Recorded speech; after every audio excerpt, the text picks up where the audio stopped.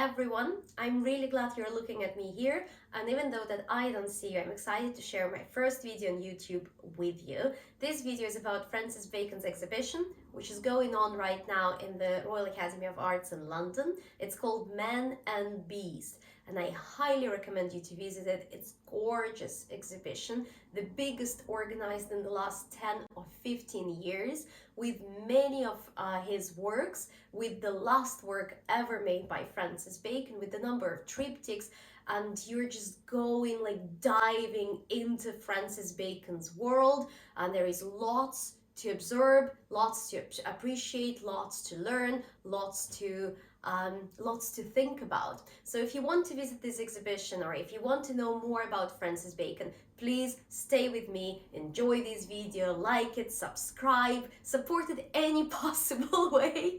I really appreciate that. Thank you very much. So there is lots of information to be found on Francis Bacon. There is lots of videos on YouTube, movies to watch or books to read.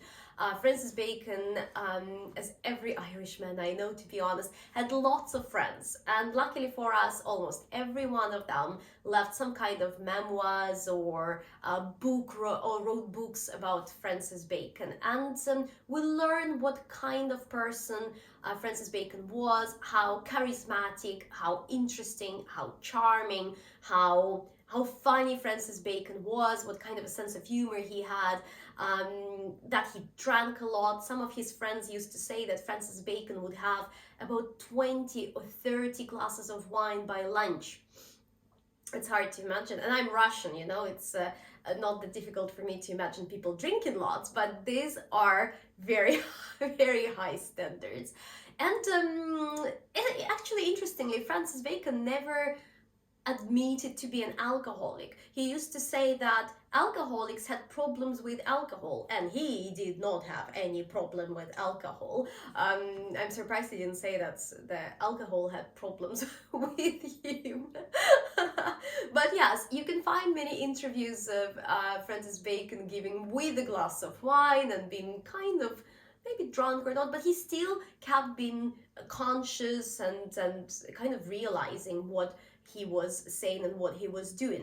So because there is so much information, my idea is not to go with you through the whole biography of Francis Bacon, but more to give you kind of a key points of what you should know about this exhibition and what you should have to enjoy it more. I won't tell you everything because of course I have my hidden kind of purpose here. I'm organizing tours to this exhibition, and I tell you more and more and lots of things about paintings. We look at all of them. We talk about his life, which was super controversial, full of interesting stories. He himself was an amazing storyteller. So, but if you can't join the tour, but if you're still interested, or if you want to go on your own, I would still like to give you something that you would know, that you would have about Francis Bacon. That's not maybe as important to watch this video as to listen to it, and hopefully I won't take much of your time and I will be able to entertain you. So to start with, this exhibition has the name Men and Bees because Francis Bacon, many of his paintings, his art was really about some kind of basic instinct, some kind of basic senses of human beings, of our animal kind of beginning. So for example, Francis Bacon visited his mother and his sister in South Africa, and they went to Kruger Safari Park, and Francis was absolutely crazy about that. His sister later said that every morning he would wake up at 6 a.m. or 5:30 a.m. to go to watch animals in the morning, how they were hunting. And Francis later said that these hunting scenes were absolute core, the moment of absolute truth of who these animals were, of who we are, because the moment of predator attacking a victim, that the moment they show the absolute pure emotions, pure fears, pure horror and interest. And even though that we like to admit that or not, but we are very animals-like, and in some kind of situations we show the same emotions. That's why Francis used to take pictures of all these scenes, and then he would even carry the bodies of these dead animals to hang them in the studio or farm. And he kept exploring, investigating, learning about more about flesh and body, and he was absolutely addicted to the images, and images played a very important role in his art career, because Francis had a very kind of a visual um, appreciation of this world, like very photographic memory. And that's why he kept many, and he used many of illustrations, prints, photographs, Nazis and Hitler's photography. Actually, there was the whole story about him collecting and looking at the images of Hitler and Nazis, and but this is a very different story. I'll tell you more about that during the tour, because it's gonna take a very long time. But yes, there was a huge story of Nazis images in Francis Bacon's art. But these images of horror, of again moments where we can express the most basic desires, our carnal desires, were core to Francis Bacon's art. For example, there was an interesting story happened to him in Berlin. Going there as a very young boy, he was only like 16 years old. He just loved his hometown. He left Ireland, and Ireland was so much different to Berlin back at the time. It was the beginning of the 20th century, and conservative, traditional, religious Ireland was so different to what Francis Bacon experienced in Berlin, because he used to say that it was the place of absolute sensual, sexual art freedom.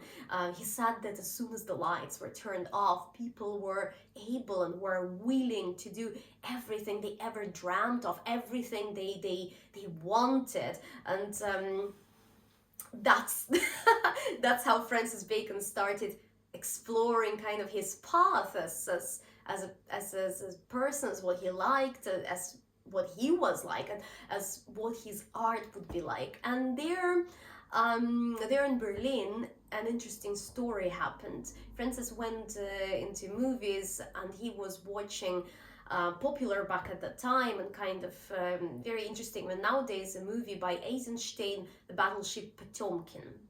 And there was an episode, a scene there of a woman who's carrying a stroller, and at some moment she loses the control of it, and the stroller starts going down the staircase towards the road. And we don't really see baby or a stroller itself, but we see how the wheels fall down step by step towards this road where cars go so fast, and that builds such a suspense or a horror. We are terrified by just imagining what would happen next, just by knowing that a baby must be in the stroller, and what would happen next. And okay, maybe we are people of the 21st century and we're quite spoiled by Netflix, right? And we've seen everything, and it's very hard to build this kind of a suspense and to draw our attention, to build such a tension. But back at the time, when it all just started developing, that was a very kind of emotional moment. And at the very last second, these ladies able to catch the stroller, but this very moment a shrapnel hits her in her head, breaking her glass, hitting her eye, and she raises her head up with these broken glasses, with the bleeding eye, with her face which is contorted in a grimace of horror, and she opens her mouth super wide and she screams desperately. And oh my god, this scene impressed Bacon so much that later he printed 15 or 20 images of this screaming lady, so to put it everywhere in his studio, just to to to to feed his inspiration later, because we will see the reflection or some kind of a likeliness of this screaming lady in many of Francis Bacon's images, in many of his paintings. There will be some kind of effect. There will, and it's interesting because this is. These are the images, these are the moments, these are feelings of absolute horror. And Francis Bacon never admitted to be inspired with horror, to depict horror, because he said that he was never interested into that, but he didn't quite understand, he didn't quite know what the pleasure was. But horror kind of occupied the same place in his heart or mind or soul, and that's why I think he kept depicting horror, and we keep being terrified with his images. And probably because um, now I'm thinking, actually, probably because what is pleasure? Pleasure is something, a harmonized feeling, a harmonized sense. How do you depict that? How do you cause such an answer, such a response to a pleasure? It's very difficult, but horror builds such a nice response. It's like, actually, that's so true. I have a friend, and she loves Netflix, so she keeps talking about different series and movies there, and she watches just like thrillers and horrors and dramas where people kill each other, or there are some investigations or crime scenes or something. And sometimes we listen to her, and we tell her, you should stop watching that. But maybe that what it was, because that requires such a response in us. So this is the first kind of a key thing you should know about Francis Bacon. The second is that Francis Bacon depicted something very interesting, depicted something controversial. His art is still controversial. But when he was in Paris, another city which impressed him, he visited an exhibition of works by Picasso. And he was so impressed, because for the first time he realized that you can disassemble the bodies and then kind of reassemble them back and create something. You don't have to depict human beings or objects the way they are. You can actually depict your kind of interpretation of these objects and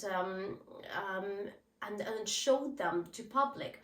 And this is something very interesting, because later Francis Bacon would work a lot with that. And the painting I'd like to give you as an example is a very famous work, is probably one of the most important works of the 20th century, if not in the world art, then in British art for sure. That's the triptych, and this triptych is called the Three Studies of, sorry, I totally forgot. Three Studies for Figures at the Base of a Crucifixion. This name kind of slipped off my mind. And this is really interesting. This is really key artwork, key work to understand Francis Bacon, to understand his art, to understand what a revolution it was. Because there, it's a triptych. So first of all, Bacon was a devoted atheist. He was not a religious man. But he takes the religious format, he takes the religious, the religious frame, the triptych, and usually it was an image divided into three canvases, and there would be Madonna or Christ in the center and two saints on the both sides. You would see nothing like that there. Instead of this, Francis depicts three creatures, kind of amorphous figures, which look totally unreal, but at the same time, their images are quite scary because we see this kind of a crooked, um, um, tensed, um, kind of crazy curved bodies, and it looks like they are um, like imprisoned. They are in some kind of a cage, and basically the cage is only the frame, is only the painting itself, and it looks like they are desperate for this freedom, for getting out of there. And we see that, and at the same time we see something very realistic, something human-like features in these creatures. So one of them has this mouth wide open and screaming, with absolutely soundless scream, and the second has the mouth wide open with the teeth and the eye blinded eye, and the third is again very is very crooked body, kind of going down and up at the same time. And these quite scary images are emphasized by this vibrant, colorful, deep orange or red background, the color of which already provokes feelings like anxious, or horror in us. When you look at this, and Francis loved ancient Greek mythology and Shakespearean dramas, and basically this story was based on one of the ancient Greek myths. But that was such a moment. It was such a coincidence when Francis Bacon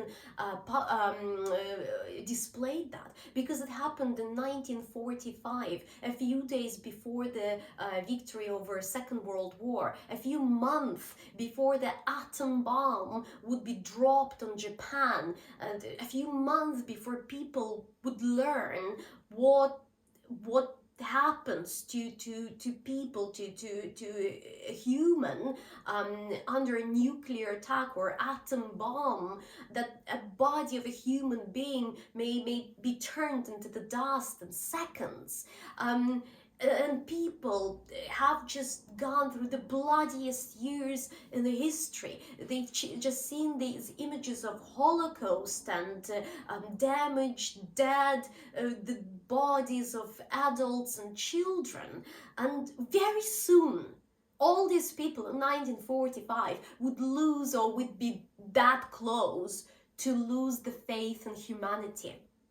And they're not expecting something like this in the middle of London in a gallery. In the place they expect some kind of shock. The least, they see this triptych on the background of the white wall, and people could not take it. People could not bear it. It was such a that triptych caused so many associations, and that's important about every Francis Bacon's work, every of his paintings, because that builds a very long row of connotations, metaphors, associations. It's Francis Bacon's art is like a game he plays with your mind, and as bigger imagination span you have, then more interesting this game is.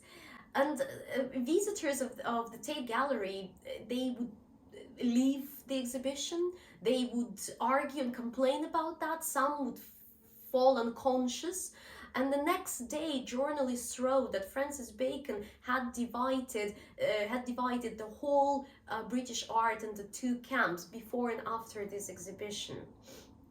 But what is important to understand, that even though these creatures he depicted there have so little realistic, they don't look real. At the same time, the little realistic features we recognize make them much more real than any of the paintings would be back at that time. and that would provoke such a horror, and people would feel eeriness looking at this painting because of everything, because of the experience they'd had in their lives. And going back to Picasso exhibition, Francis Bacon saw years before that, had seen years before that. That's what Francis Bacon was doing. He was not disassembling a body or reassembling it back, but Francis was going deep inside because he kept exploring, he kept investigating the flesh, the basic instincts, senses, thoughts, our motives, our carnal desires. He would go deep inside of our soul, our mind, our heart. He would know us better than we know ourselves, and he would depict that thing, that creature inside us. And sometimes he would depict something, sometimes it would be so truthful that we would not be able, or people were not able to accept that truth back at that time, to look in the mirror, to see the reflection. That what makes Francis Bacon's works so interesting, so metaphoric, so intriguing for visitors and for people who go to the gallery and who explore it. So this is the second kind of a key point. And the last I'm going to tell you, I'm not sure how, oh my god, I've been talking for 20 minutes. Okay, the last quick thing I'm going to share with you is that Francis Bacon had a number of partners, and each of them had some kind of an impact on Francis Bacon's life. And one of them one of them was a very kind of remarkable character. I cannot say the most important, because each of his friends, each of his partners was really important to Francis Bacon, and Francis Bacon had been going on through a very dramatic life story. Many loss, and many people he loved left him or died, and there were lots of traumatic episodes in his life. But one character, one partner is really interesting and important for us, because his name was George Dyer, and he became probably the most favorite, the most depicted model by Francis Bacon, and their life and love story was absolutely amazing and interesting. There is actually a movie about their relationship, which is called The Love is the Devil. Actually, it's called Love is the Devil something. It's like a portrait of Francis Bacon, or study of Francis Bacon. You tell me in the comments, you Google it and you find it, and you should, because there is Daniel Craig, very young, who actually is in the role of George Dyer, and there are many interesting scenes, and there is some nudity there, and you actually see more than you expect. And the whole movie was made in a really cool way from the art point of view, because it's really a piece of art, and they create this atmosphere in the movie where it's either like you're drunk or you're drugged, or it's a changed reality, because it looks like you're watching this movie, you're seeing every episode either in a mirror reflection or as a dream of one of the characters, which creates this kind of a kind of a floating, smash, kind of changing environment, atmosphere.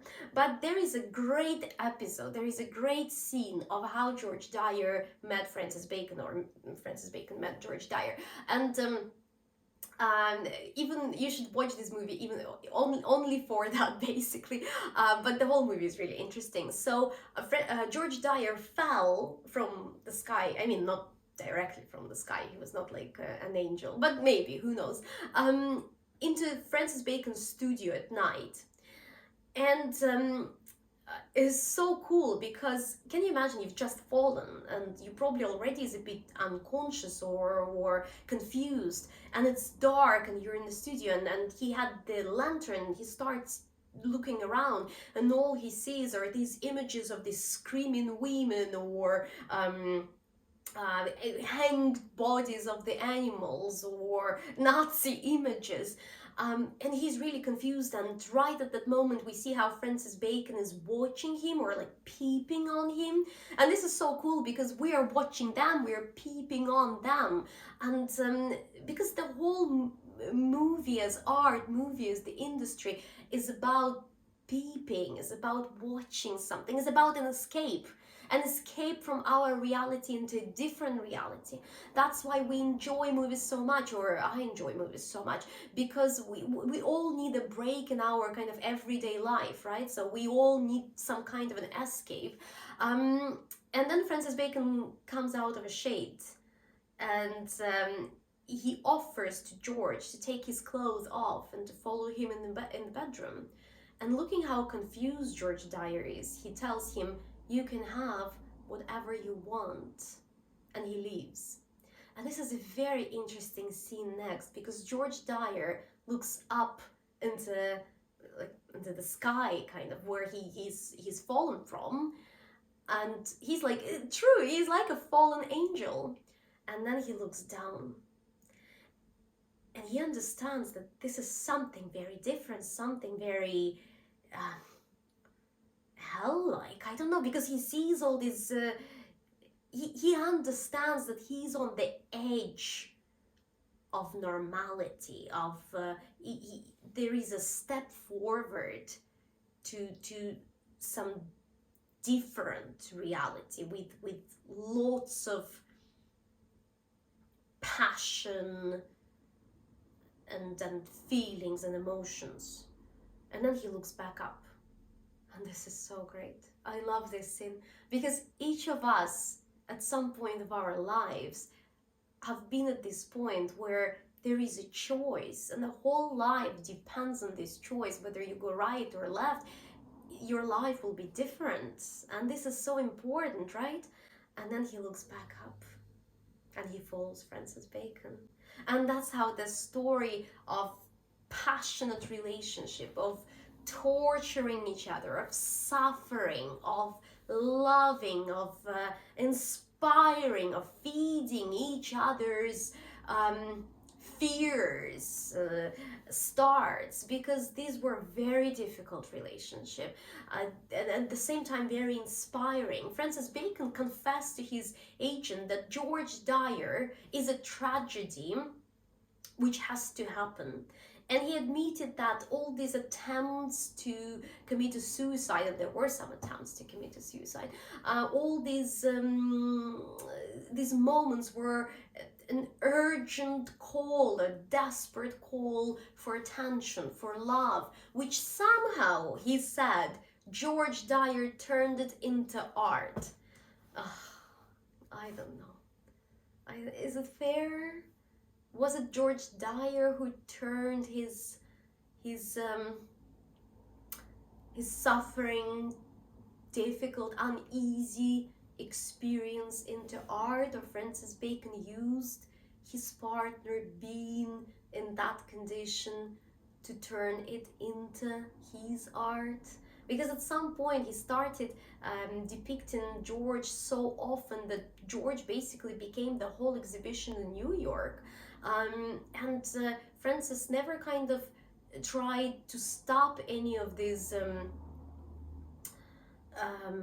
self-torturing moments, but even provoked it, encouraged it in some way, even though that it's difficult to say. And you should understand that it's all just me fantasizing about Francis Bacon. It's all my interpretation, and history is already a story of people who survived and who had the loudest voice. So now I'm just interpreting the history of these people. But anyway, these are kind of key points I wanted to share with you. And I hope that you'd like the exhibition. Again, if you want to join the tour with me, you're more than welcome. You'll find the information below. Please subscribe, please follow me on every other social network. There are so many of them now. It was lovely to share my passion for art and history with you. I wish you all the best and good luck and have a great time. Bye bye.